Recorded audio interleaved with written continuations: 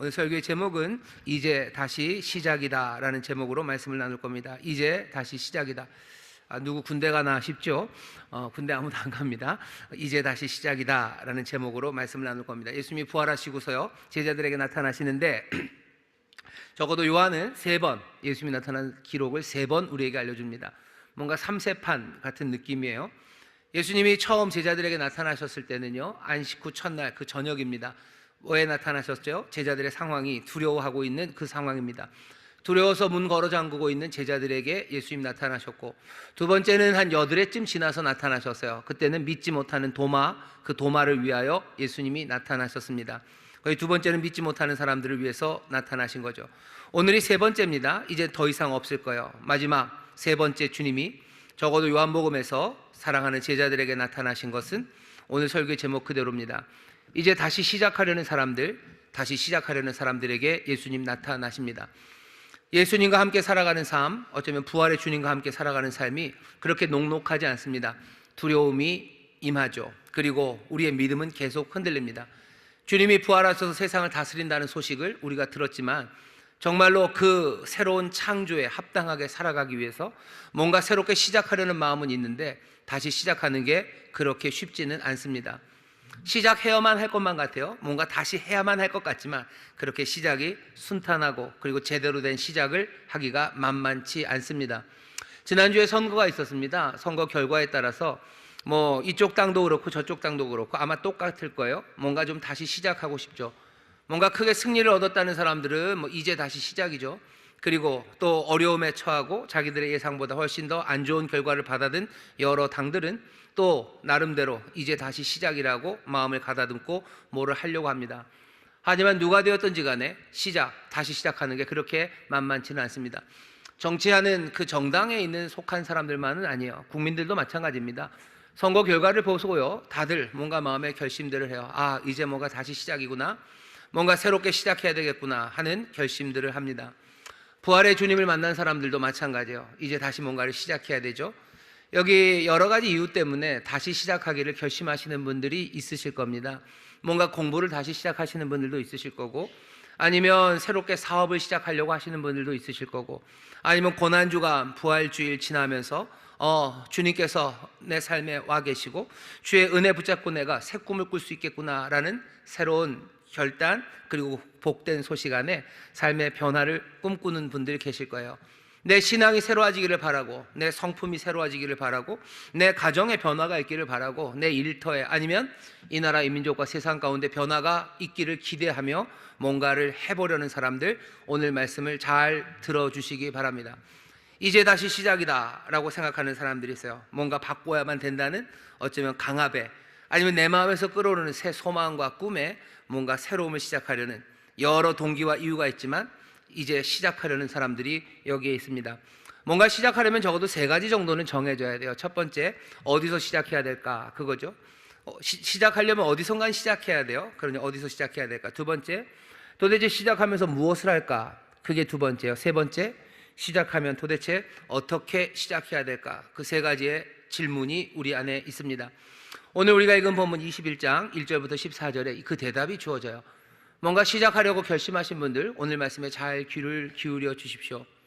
오늘 말씀 처음 시작은 이렇게 됩니다. 그 후에 도마에게 나타나셨죠. 그 후에 예수께서 디베랴 바다에서 또 제자들에게 자기를 나타내셨으니 나타내신 일이 이러합니다.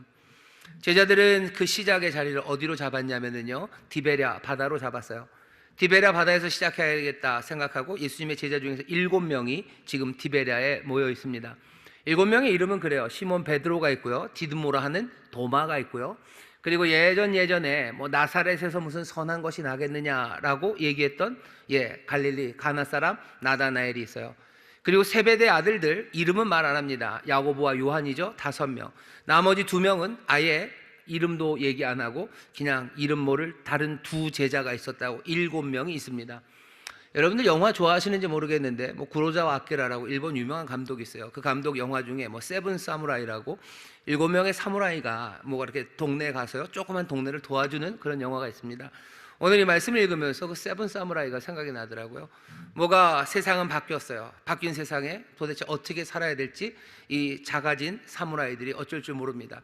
그러면서도 뭐 작은 마을에 가서 뭐 사무라이로서 뭔가 그 마을을 돕는 그 일을 하는 뭐 그런 영화 세븐 사무라이가 있었었는데, 여기 7명도 뭔가를 해야 됩니다. 뭔가를 하긴 해야 돼요.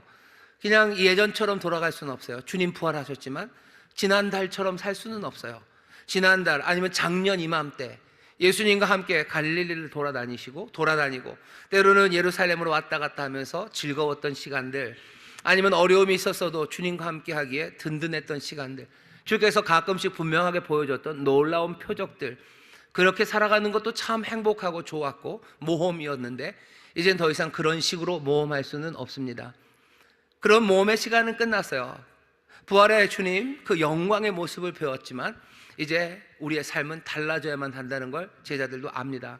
어떻게 달라져야 돼요? 이제 다시 어떻게 시작합니까? 그 고민이 있어요. 우리도 마찬가지예요. 부활의 주님을 우리가 봅니다. 예수님 부활하셨다고 크게 노래했어요. 그 다음 이제 그러면은 그 부활의 주님이 다스리는 그 세상에서 우리는 어떻게 삽니까? 막막하죠? 제자들이 택한 곳은 디베랴입니다. 우리는 다시 시작해야 되는데 어디서 시작합니까? 디베랴 바다 이곳에서 시작합니다. 어쩌면 사람들은 그래요. 왜 이 제자들이 여기를 갔을까? 디베랴 바다 간 게 뭔가 잘못된 것처럼 얘기하지만 예루살렘에 있었어야지. 아니, 예루살렘에 있으라는 얘기는 요한복음에 있지는 않아요. 오늘 이 디베랴 바다에 간 것을 잘못 갔다고 얘기할 건 아닙니다. 여기 디베랴 바다에서 이 제자들이 실패하지 않았습니까? 예, 실패했어요. 하지만 동시에 예수님을 만난 것도, 또 예수님을 통해서 정말로 가득히 생선, 가득히 생명의 충만함을 얻은 것도 디베랴 바다입니다. 다시 시작해야 되는 여러분들에게 알려드릴게요. 디베랴 바다 괜찮습니다. 아니, 어쩌면 디베랴 바다에서 시작해야 합니다. 디베랴 바다는 어떤 곳입니까? 이 사람들의 삶의 자리였어요. 그냥 마냥 삶의 자리가 아니라 일부러 디베랴 바다입니다. 아픔의 장소예요. 그리고 절망의 장소고 뭔가 눈물이 있는 곳이 디베랴입니다. 디베랴 바다는 그냥 갈릴리 그 전체 호수를 바다라고 그러는데 워낙 커서 그래요. 세로가 한 20km가 넘고요, 좀 넘고 가로 넓은 폭이 10km가 넘습니다. 그렇게 큰 호수가 갈릴리 호수. 뭐 끝이 안 보이니까 뭐라 그래요? 그냥 바다라고 불렀던 그 갈릴리 바다, 여러 이름으로 불리는데요, 그 중에 하나가 디베랴 바다입니다. 왜냐하면 그 갈릴리 호수 큰 곳, 이 서쪽에 디베랴라는 동네가 있어요. 도시 하나가 있는데 그 도시 이름에 붙여서 디베랴 바다라고도 부릅니다. 그러니까 이쪽 딴 쪽에 있는 사람들은 별로 좋아하지 않겠죠. 그러나 디베랴 바다 쪽에 있는 사람들은 뭐 자기 앞바다, 눈에 보이는 그 바다를 디베랴 바다라고 하겠죠. 이 디베랴 바다, 왜 이 바다가 이렇게 눈물이 많은 장소입니까? 디베랴라는 도시 자체가 그래요. 디베랴는 헤롯 안티파스라고요. 예수님 당시에 동방박사 왔었을 때 있었던 왕은 헤롯 대왕이고요. 헤롯 대왕, 헤롯이 죽고 그 아들, 뭐 헤롯의 아들들 중에 한 아들 헤롯 안티파스가 그 갈릴리 지역을 다스렸어요. 그 헤롯 안티파스가 갈릴리를 다스리면서요, 갈릴리 호수 옆에 디베랴라는 도시를 하나 만듭니다. 뭐 아무것도 없는 황무지에다 만들진 않았을 거예요. 원래 사람들이 좀 살았겠죠. 근데 그거를 도시로 만들어요. 디베랴라는 도시를 만듭니다. 이름을 디베랴라고 지은 건 아첨하기 위해서요. 로마의 황제 티베리우스의 이름을 그대로 따서 디베랴 그렇게 이름을 바쳐서 황제에게 아부하는 겁니다. 내가 갈릴리에 도시 하나를 만들고 당신의 이름을 붙였다고, 그러니 나를 좀 귀여워해 주시고 내 이 권세를 계속 지켜달라고. 헤롯이 그렇게 헌정하기 위해서 지은 도시, 기획도시가 디베랴예요. 도시를 만드는 게 돈이 많이 듭니다. 우리나라도 마찬가지예요. 신도시 하나 만들려면 돈이 많이 들죠. 우리나라 같은 경우에는 사람들이 땅을 좋아해서요, 뭐 신도시 만드는데 뭐 그렇게 특별히 돈이 더 많이 들어가지는 않는 것 같아요. LH 토지주택공사죠. LH가 뭐 땅을 법으로 수용을 하고, 수용한 거 그 돈 주고 싼 값에 사서 그 다음에 개발을 합니다. 개발을 해서 비싸게 팔아요. 그러니 LH가 손해 볼 일이 전혀 없어요. 분양을 해서 안 팔리면 문제인데 대부분의 경우 아주 특별하지 않으면 그 토지 개발해서 팔면 몽땅 다 분양이 됩니다. 분양된 땅에다가 건설사들이 또 건물을 지어요. 건설사들, 건축주들이 돈이 없으면 은행에서 돈을 빌려와요. 그런 걸 PF라고 그러죠. 어쨌든 PF를 합니다. 프로젝트 펀딩인가요? 그거를 돈을 은행에다 모아다가 해요. 정부에서 돈이 들어갈 일은 따로 없어요. 그냥 많은 욕심의 사람들 아니면 실수요자들이 자기의 돈을 쏟아붓고 도시를 만들어 갑니다. 물론 도시 인프라를 만들죠. 하지만 그건 다 토지개발공사, 토지주택공사가 알아서들 다 합니다. 여기는 좀 달라요. 디베랴는 다릅니다. 여기 이 도시를 만들려면 헤롯 안티파스는 세금을 걷어야 돼요. 사람들에게 디베랴는 그냥 마음에 안 듭니다. 어차피 사람 살던 도시인데 그거 도시라고 만들면서 로마 황제한테 바친다고 헤롯이 난리를 치더니 우리에게 세금만 더 걷는 거예요. 갈릴리 주변에서 농사 짓는 사람들 세금 내고요, 또 갈릴리에서 업으로 살아가는 사람들 세금 냅니다. 고기 잡으러 갈 때마다 돈 내는 거예요. 배 크기에 따라 돈 내는 거예요. 전에는 요만큼 냈던 거, 디베랴라는 도시를 만들면서 당연히 세금이 늘죠. 디베랴 아픔이 많은 곳입니다. 그냥 슬픔이 많아요. 많이 빼앗긴 곳. 갈릴리의 어부들 디베랴 바다에 갈 때마다 가슴이 아파요. 하지만 그곳에 가지 않을 수는 없죠. 왜? 그곳에 돈벌이가 되기 때문입니다. 디베랴 바다 안 갔으면 좋겠죠. 하지만 아니에요. 여기가 내가 살 곳입니다. 여기가 눈물이 많았던 곳이고 여기가 절망의 곳이에요. 내 삶은 어떻게 새로워집니까? 어디 저기 멀리 이 제자들은, 7명의 제자들은 저 히말라야 어디로 갑니까? 아니면 부탄의 어디 행복한 땅을 찾아갑니까? 아니요, 디베랴 그 바다로 가는 거예요. 뭔가를 시작해야 되는데 뭔가 새로움이 저 신선한 어디, 떡갈나무 숲 어디쯤, 아니면 저기 인도 겐지스강 어디에 뭔가 신비한 구루가 있는 곳, 그곳에서 새로움이 시작되나? 아니, 디베랴 바다, 짠내 나는 이 땅, 아픔이 많은 곳, 그곳에서 우리의 새로움이 시작됩니다. 제자들이 그리로 가요. 청량리를 떠났던 많은 여인들이 다시 어렵고 힘들어지면 청량리로 가는 것처럼, 어쩌면 우리의 새로움의 시작도 어디 새로운 곳이 아니라 어쩌면 내 아픔의 자리, 거기에서 시작될 겁니다. 내 가정이 새로워지기를 바라요. 내 가정이 새로워지려고, 여러분들의 가정, 그 가정을 만들려고 어디 저기 딴 데서 가는 것 아니에요. 여러분들 억울함이 많고 아픔이 많고 어둠이 많았던 내 집, 내 가정, 거기에서 새로움이 시작되는 겁니다. 내가 바뀌고 싶어요. 내가 바뀌고 싶어요. 내가 바뀌고 새로워지는 건 나 어디 바깥에서 새로움이 시작됩니까? 아니요, 못나고 상처 많고 무지하고, 그리고 어쩌면 게으르고, 그리고 또 야비한 나, 여기 이 짠내 나는 나에게서 새로움이 시작되는 겁니다. 우리의 일터가 바뀌었으면 좋겠어요. 그러면 어디 내가 다른 직장 가고 내가 무슨 다른 시험 봐서 어디서 내 세상이 바뀌어지겠습니까? 아니에요. 이상한 인간도 있고 내 눈물도 있고 내 아픔도 있고, 늘 아픔만 있는 건 아니죠. 내 웃음도 있고 보람도 있었던 바로 거기, 내 일터 거기에서부터 새로움이 시작됩니다. 이제 다시 시작이에요. 이제 다시 시작입니다. 어디서 시작할 겁니까? 디베랴 바다 그곳에서 시작합니다. 잘못 왔다고 하지 않으셔요. 바로 거기서 시작하는 것, 그곳에서 오늘 말씀이 시작이 됩니다. 자, 그런데 도대체 그러면 다시 시작하려면 무엇을 해야 됩니까? 오늘 본문이 분명히 알려줘요. 내가 내 일을 하면 시작은 엉클어집니다. 내가 내 일을 하면 다시 시작된 그 일은 다시 예전으로 돌아가고, 그 삶에 주님이 주시는 생명, 주의 다스림, 주가 새롭게 하시려는 그 창조, 그것들을 맛볼 수는 없습니다. 무슨 일 하셔야 된다고요? 내일 하면 안 됩니다. 내 일이에요. 그러니까 내일이 아니고 내일입니다. 베드로와 여기 이 7명의 제자들은요, 자기 일들을 합니다. 베드로가 뭐라고 그러는지 보셔요. 3절 보면 시몬 베드로가 나는 물고기 잡으러 가노라. 나 물고기 잡으러 간다. 그러니 다른 제자들도 우리도 함께 간다. 가서 밤이 맞도록 수고합니다. 하지만 아무것도 잡지 못합니다. 시작은 했어요. 하지만 그 시작한 그 일이 자기 일이에요. 내 일 하는 겁니다. 내가 물고기 잡으러 갈 거예요. 그래, 우리도 가자. 우리 물고기 잡자. 그리고 밤이 맞도록 밤새도록 고기를 잡아요. 하지만 아무것도 얻지 못합니다. 뭔가 새로운 일을 다시 시작하고 싶어요. 이제 다시 시작입니다. 내가 예전에 했던 내 일을 다시 합니까? 그래가지고는 아무것도 내가 얻을 수가 없습니다. 그러면 어찌해야 됩니까? 우리가 그 그물에 가득 고기가 차게 된 것은 어떤 변화였는지 알아요. 어떤 변화입니까?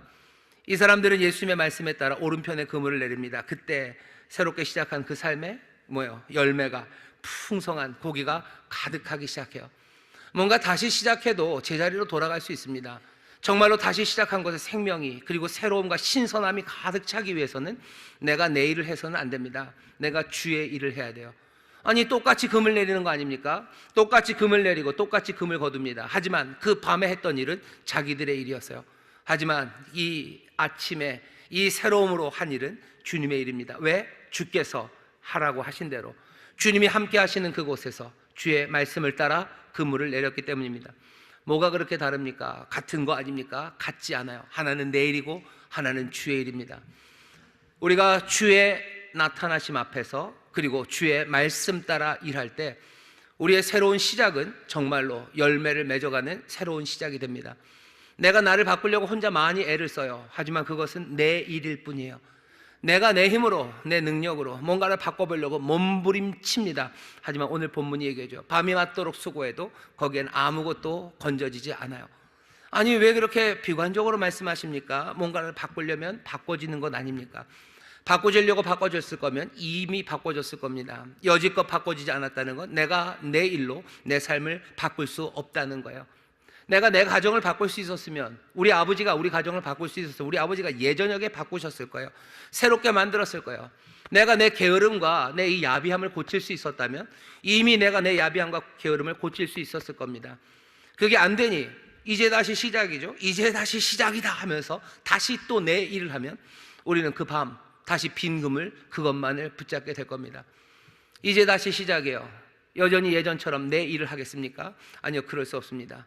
여기 생생하게 살아계신 주님, 주님과 함께 주님 앞에서 주의 말씀 따라 새 일을, 주님의 일을 시작하는 여러분 되시기를 주의 이름으로 축원합니다. 주의 이름으로 축원합니다. 뭐가 다른지 아직도 잘 모르시겠죠. 그 밤에는 주님이 없어요. 문제는 그 아침에는 주님이 계셔요. 아, 좋아요. 그날 이 디베랴 바다, 이 바다에는 주님이 서셨다고 칩시다. 하지만 우리의 삶에도 주님이 나타나십니까? 그게 문제예요.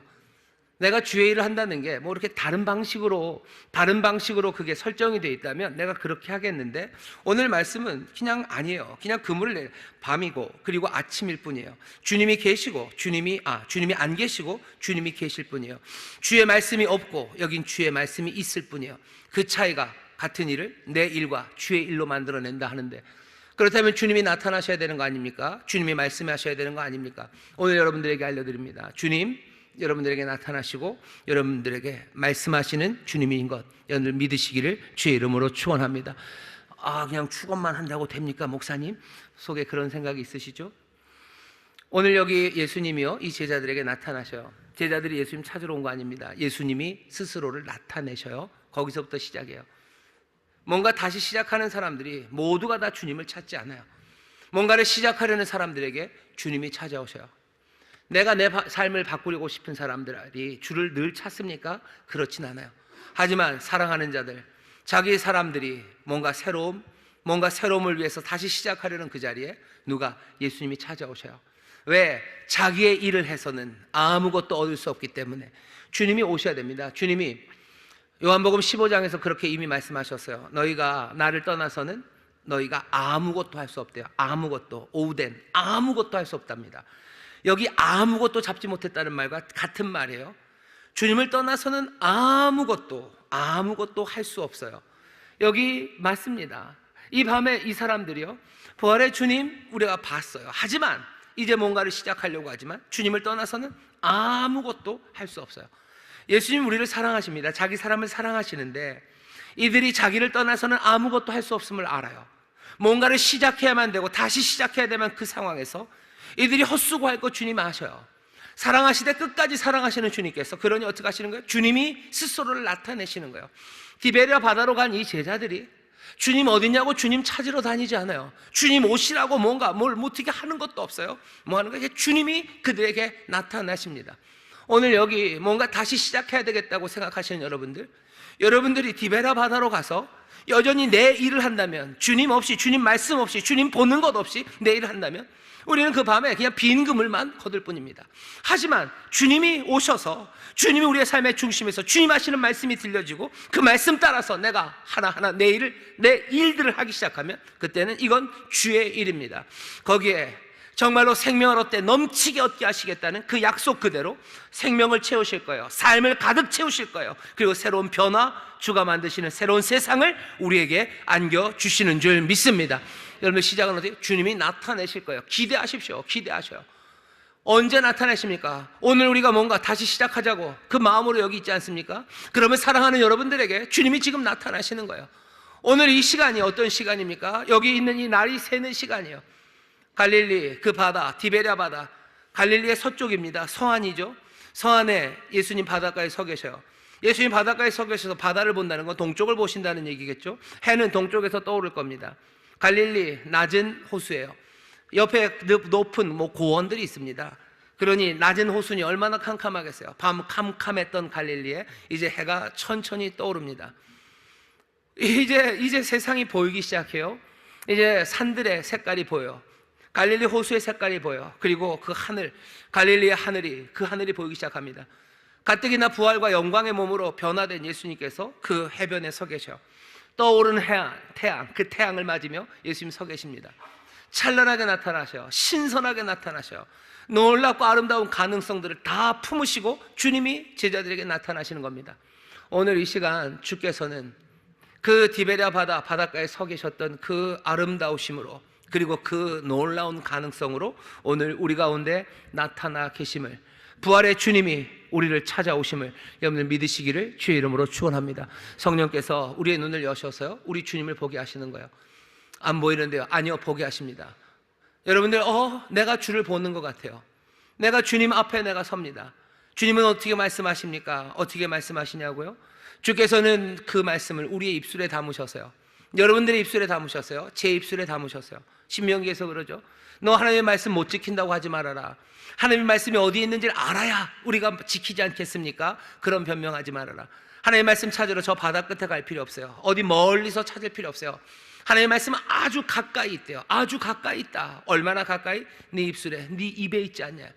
지금 나오는 이 말씀들이, 우리의 들려지는 이 말씀들이 주께서 우리에게 주시는 말씀으로 들려지시기를 주의 이름으로 축원합니다. 이 말씀이 지금 들리는 거예요. 주님이 하시는 말씀입니다. 이 말들을 통해서 내 영혼을 울려요. 제가 지금 말하며 제 목젖을 울리죠. 성대를 울리죠. 뭐 할 수 있다면 뭐 두성을 쓴다면 머리가 울리겠죠. 뭐 흉성을 쓰면 가슴이 울릴 거고, 아니 온 몸으로 지금 이 말을 여러분들에게 전합니다. 스피커가 지금 울려서 여러분들에게 전해요. 여러분들의 영혼을 흔드는 건 결국은 주께서 이 모든 말들을 통해 여러분들의 영혼을 흔듭니다. 주님이 말씀하십니까? 이제 다시 시작이다라고 말하는 사람들에게 주님이 찾아오셔요. 그리고 주님이 분명히 말씀하십니다. 이 말씀에 귀를 기울이시고 그 말씀에 합당하게 순종하며 나아갈 때, 그때는 더 이상 내 일이 아니에요. 그건 주의 일, 생명 가득한 역사를 우리에게 만들어 주시는 줄 믿습니다. 이제 다시 시작인데 내 뜻대로 내일 하지 마시고 주의 앞에서 주의 일 하기 시작하십시오. 그러면 됩니다.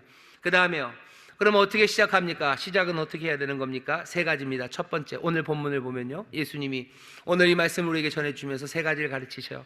이제 다시 시작이다 하는 사람들 귀 기울여 들으십시오. 어떻게 시작해야 됩니까? 신실하심을 믿음으로 시작하는 겁니다. 주님의 신실하심을 믿으셔요. 주님의 신실하심, 그것들을 보이십니다. 그러니 그것들을 믿고 신뢰하셔요. 그러면 새롭게 시작할 수 있습니다.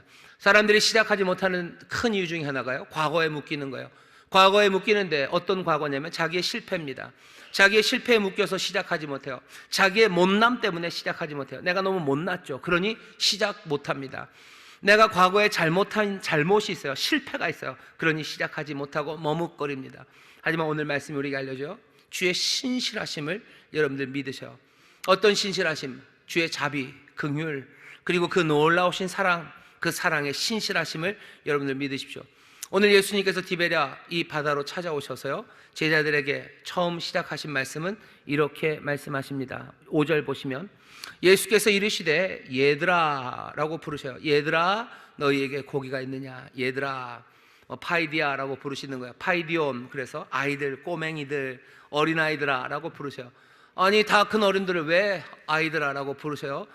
얘네들은 아직, 니들은 아직 미성숙하고 너네들은 아직 어린아이 같고 그렇게 좀 아직은 모자라니까 파이디아, 그렇게 꼬맹이들, 아이들 이렇게 부르신 거예요.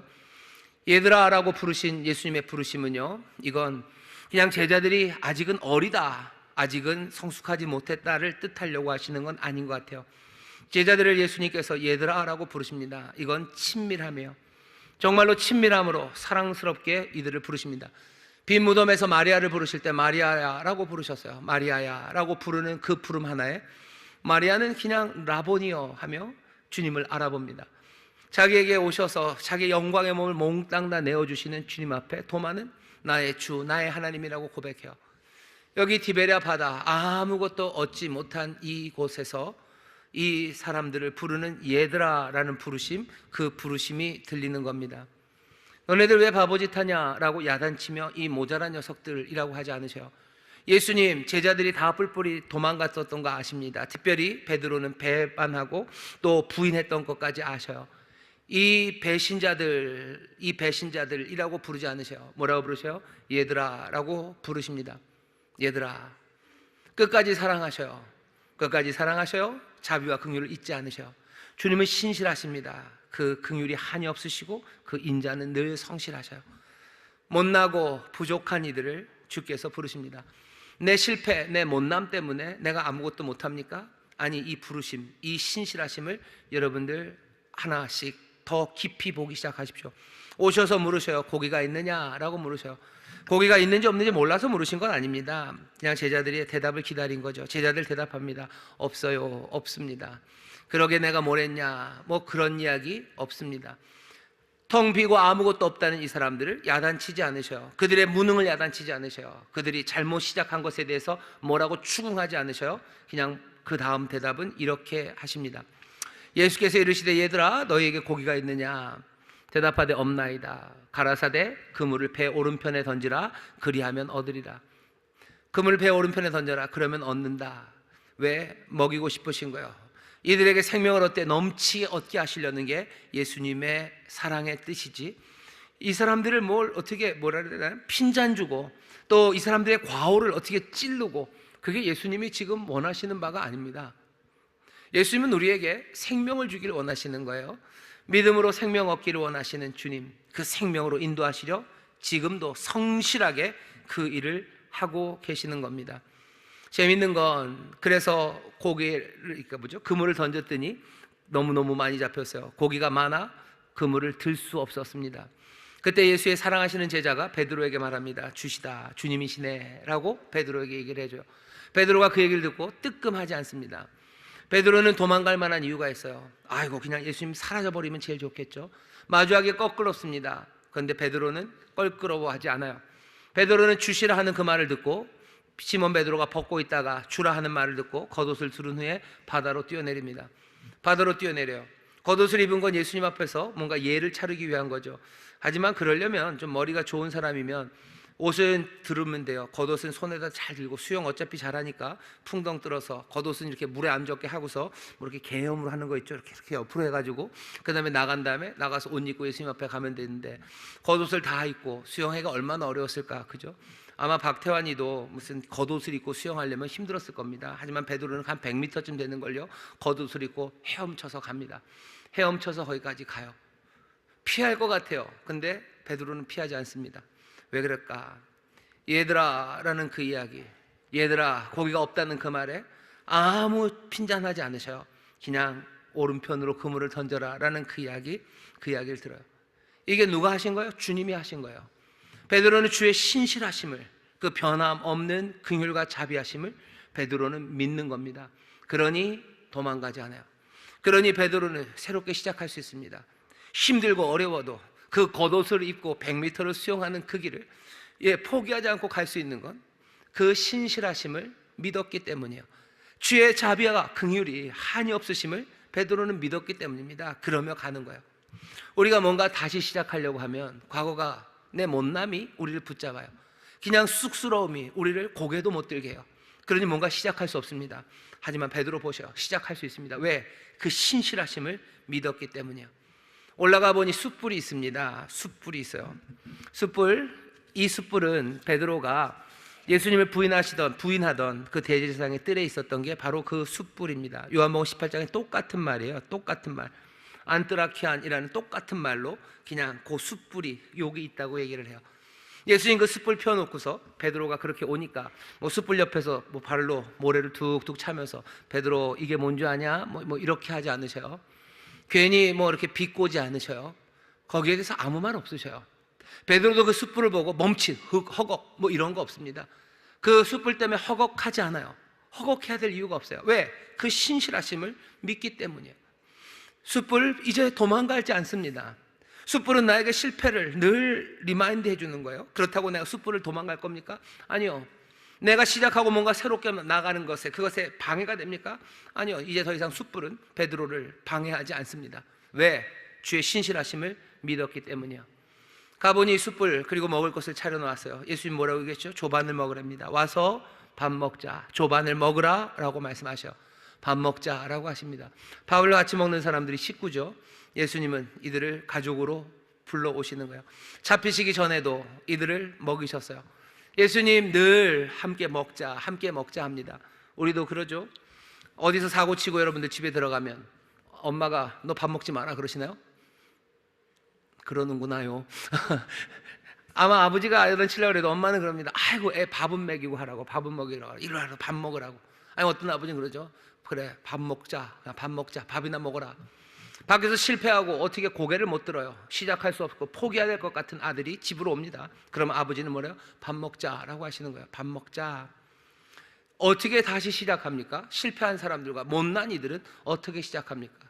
이 변함없는 신실한 자비와 긍휼, 이것을 믿을 때, 그때 다시 시작할 수 있어요. 예수님이 우리에게 알려주시는 겁니다. 이 신실하신 인자는 우리를 떠납니까? 그럴 리가. 그 새벽에 그렇게 아름답게 서셔서 우리를 향해 얘들아 라고 부르시고, 잡은 거 있냐? 없다는 그 말에 오른편으로 금을 던지면 많다라고 얘기하시고, 그리고 찾아오는 이들에게 자 밥 먹자라고 말씀하시는 놀라우신 주님, 부활의 주님이 그렇게 서 계셔요. 이제 다시 시작하시는 여러분들, 이 신실하심을 믿으시고 다시 시작하게 되시기를 주의 이름으로 축원합니다. 시작은 이 신실함을 믿음으로 시작하는 것. 두 번째, 어떻게 또 할 수 있습니까? 어떻게 하냐면요, 과도한 부담감들 거기서 벗어나셔야 돼요. 앞에 일이 너무 힘들면 시작할 수 없습니다. 오늘 본문 잘 보셔요. 예수님이 고기를 갖고 오셨어요. 물고기 예수님 가져오셨어요. 떡도 예수님 가져오셨어요. 예수님이 제자들에게 너희들 물고기를 좀 갖고 오라고 하시죠. 그래서 베드로가 물고기를 좀 가져오기는 합니다.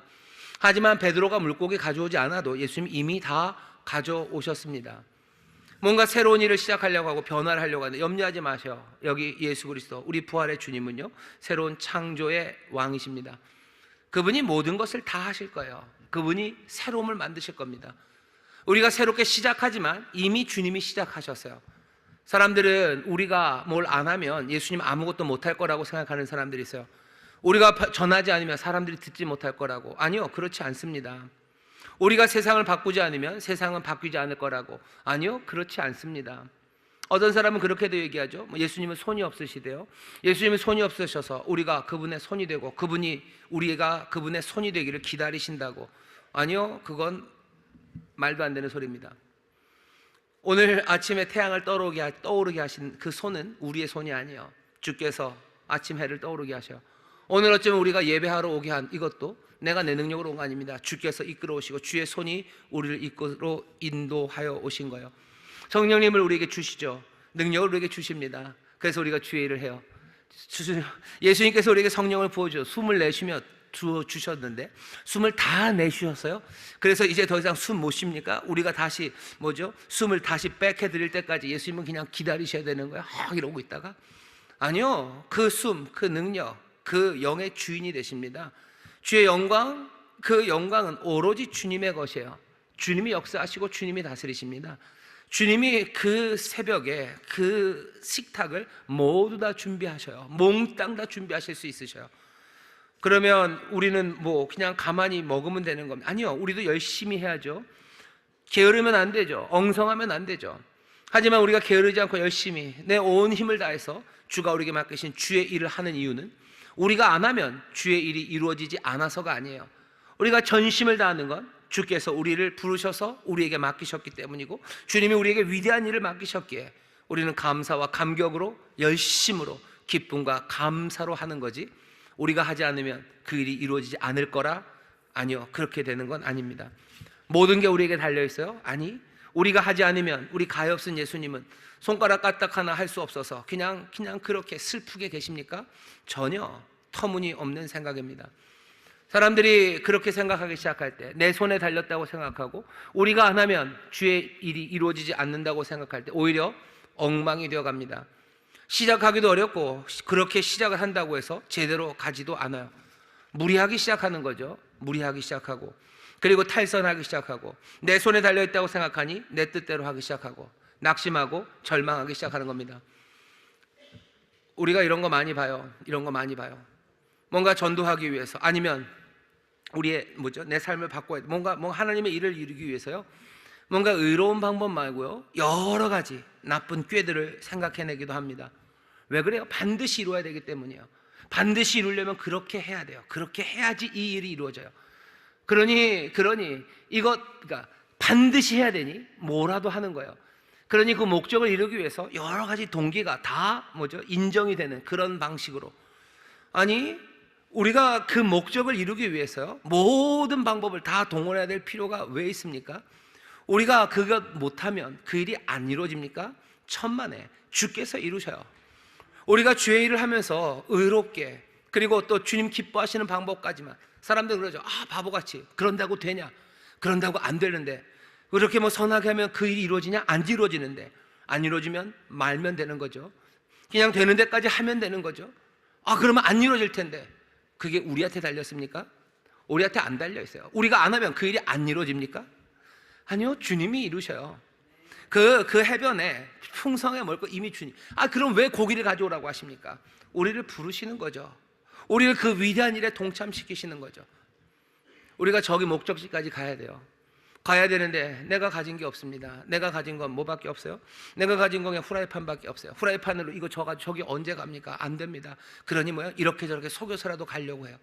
하지만 우리 이 배를 젓는 이가 정말로 어마어마한 큰 노를 가지고, 아니 어쩌면 모터를 가지고 그 배를 운전하고 계시다면, 나에게 그 일에 하나 맡기신 거야. 너 후라이팬 가지고 배 져라.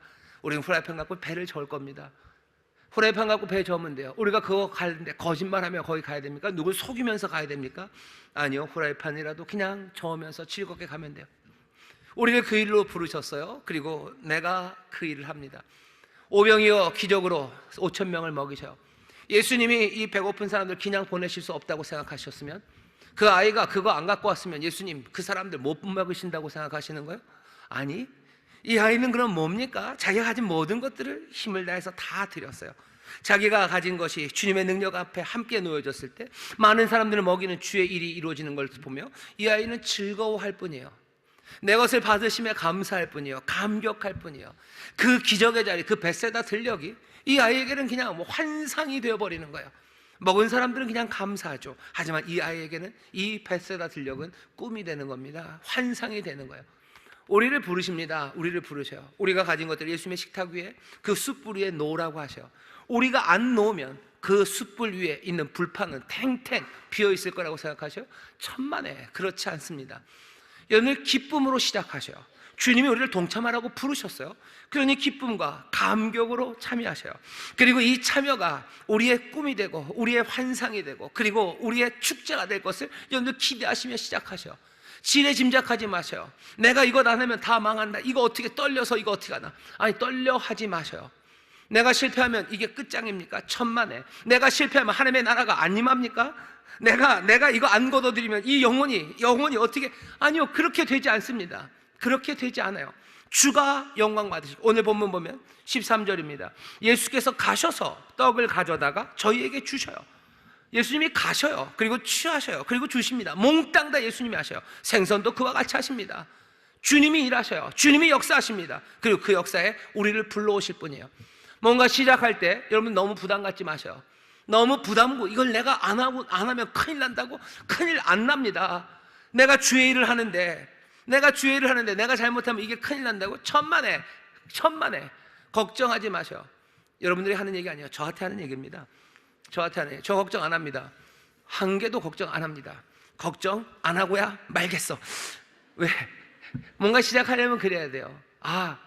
인천에 복음이 증거되는 거 내가 잘못하면, 내가 이 일을 해야 되는데 내가 이거 못하면 이 인천은 망하는 거야? 무슨 말씀을. 그러지 않아요. 즐겁게 참여하셔요. 기쁨으로 참여하셔요. 감격으로 오셔요. 춤추며 일하셔요. 여러분들 너무 많이 부담 갖지 마셔요. 주님의 일입니다. 주의 일 내가 참여할 때 여러분들 동참하는 기쁨, 그 감격으로 시작하시기를 주의 이름으로 축원합니다. 마지막 놀라움의 유구무원으로 시작하는 거예요. 오늘 본문 보면 제자들의 말수가 점점 줄어듭니다. 처음에는 나는 물고기 잡으러 간다. 우리도 간다. 그리고는 물어보시죠. 잡은 거 있냐? 없습니다. 주시라. 그러고 나서는 말이 끝나요. 제자들은 여기 아무 말이 없습니다. 뭐만 남아요? 예수님의 놀라운 일들만 남아요. 하나님은 우리를 놀라게 하십니다. 153마리 3마리 그 고기로 놀라게 하셔요. 숯불을 가져다 놓으며 놀라게 하셔요. 그리고 12절에 보면 예수께서 죄송합니다. 12절입니다. 예수께서 가라사대 와서 조반을 먹으라 하시니 제자들이 주신 줄 아는 거로 당신이 누구냐 감히 묻는 자가 없더라. 말이 좀 이상하죠. 주신 줄 압니다. 주님인 걸 알아요. 그런데 당신이 누구냐고 감히 묻는 자가 없대요. 알면 안 물어보면 되죠. 근데 여기 보면 아는데도 물어보고 싶어요. 하지만 물어보고 싶은데 감히 묻지 못합니다. 이상하죠? 상황은 이렇게 된 거죠. 주님인 건 분명해요. 하지만 주님이 아닌 것 같아요. 주님이 아닌 것 같아요. 왜? 영광의 주님이시기 때문입니다. 묻고 싶어요. 하지만 묻기에는 두렵습니다. 놀라운 일이 벌어지고 있기 때문이요. 153마리 고기를 잡을 때 제자들이 아무 말 못합니다. 그냥 입이 딱 벌어지고 아무 말 못해요. 숯불 앞에 이 사람들이, 베드로가 아무 말 못합니다. 그 은혜 앞에, 그 능력 앞에, 그 영광 앞에 아무 말 못해요. 뭔가 시작할 때 불평도 많을 수 있고요, 뭔가 질문이 많을 수 있어요. 그렇죠? 이건 어떻게 되는 겁니까? 아니 꼭 이래야 되는 겁니까? 온갖 말들이 우리로 시작하지 못하게 합니다. 여러분들 그런 경험 많을 거예요. 뭔가를 시작하려고 말들이 참 많죠. 말들이 많아요. 그래서 말이 많아서요, 뭘 아무것도 못합니다. 근데 여기는 말이 점점 없어져요.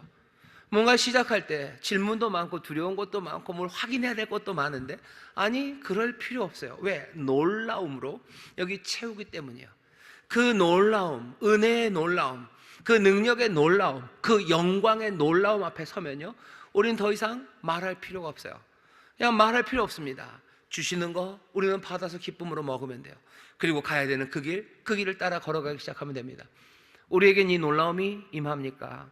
우리에게 이 놀라움이 임합니다. 어메이징 그레이스라고 그러나요? 놀라우신, 깜짝 놀랄 은혜가 우리 가운데 임해요. 오늘 우리로 하여금 디베랴 바닷가, 그 바닷가에 계신 주님을 보게 하시는 거예요. 이건 놀라움입니다. 어느샌가 주님이 내 질문에 대답하고 계셔요. 어느샌가 주의 말씀이 내 영혼에 새겨지는 걸 봅니다. 우리는 이 놀라움 앞에 있어요. 찬송하고 기도하는 가운데 여기 이 베드로가 신실하심에 대한 그 믿음으로 나가는 것처럼 어느샌가 나도 정신없이 겉옷을 차려입고 바다로 뛰어가는 나를 봅니다. 할 일도 많고 세상에 염려도 많으나 내 삶이 그것과는 다른 이상한 아이러니를 살기 시작하는 거예요. 무거운데 나는 가벼워지는 걸 느껴요. 내가 정말로 감당할 수 없는 문제가 내 앞에 있는 것 같지만 난 더 이상 두려워지지 않아요. 이 놀라움 앞에 서게 합니다. 은혜가, 그 능력이, 그 영광이 우리를 놀라움으로 사로잡아요. 그 놀라움에 사로잡힌 사람들은 더 이상 군말이 많지 않습니다. 그냥 감격할 뿐이에요. 그냥 누릴 뿐이에요. 그리고 움직여가기 시작합니다. 오늘 여기 하나님의 사람들, 예수 그리스도께서 자기 사람이라고 생각하며 끝까지 사랑하시는 분들 계셔. 이제 뭔가 새로 시작하고 싶으시죠? 이제 다시 시작이다. 이제 다시 시작이다. 디베랴 그곳에서 시작하시면 됩니다. 이곳저곳 찾으면 어디서 시작할까 애쓰실 필요 없어요. 내가 내 일 아니라 주의 일 하는 사람이기에 나는 주 앞에서 주의 말씀 따라 할 겁니다. 주님은 내 앞에 나타나십니까? 나타나십니다. 내게 말씀하십니까? 예, 말씀하십니다. 오늘 내게 하시는 말씀들이 있어요. 그 일들 하시면 됩니다. 그 일들 하시면 돼요. 다음 주에 그 일에 대해서 좀 더 구체적으로 얘기를 하겠지만 그 일 하시면 되고, 또 어떻게 시작합니까? 과거에 묶이지 마셔. 주의 신실하심, 자비와 긍휼의 신실하심을 믿음으로 여러분들 툴툴 털고 앞으로 가실 수 있어요. 내가 과도한 부담감에 이리저리 말도 안 되는 일 하지 않아요. 나는 끝까지 주의 초대에 나는 동참함으로, 기쁨으로, 감격으로, 자유함으로, 그리고 의로운 방식으로 나는 시작할 수 있습니다. 나는 그 놀라움에 사로잡힌 사람, 나는 더 이상 말이 필요 없어요. 나는 유구무원으로 나는 시작합니다.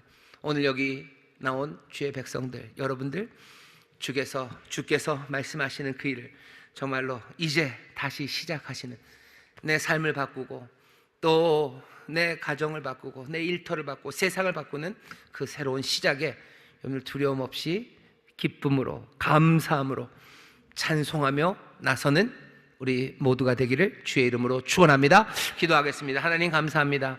여기 주의 사랑하심을 입은 이들이 있습니다. 이제 뭔가 시작해야 된다고 생각할 때 주님은 찾아오십니다. 바로 오늘입니다. 오늘 주님 우리 앞에 서시고 우리에게 말씀하시니 이 놀라운 은혜 앞에서 다시 한번 아버지 새로운 출발, 새 시작을 주와 함께 정말로 주의 일로 시작하는 복된 이들이 되게 하여 주옵소서.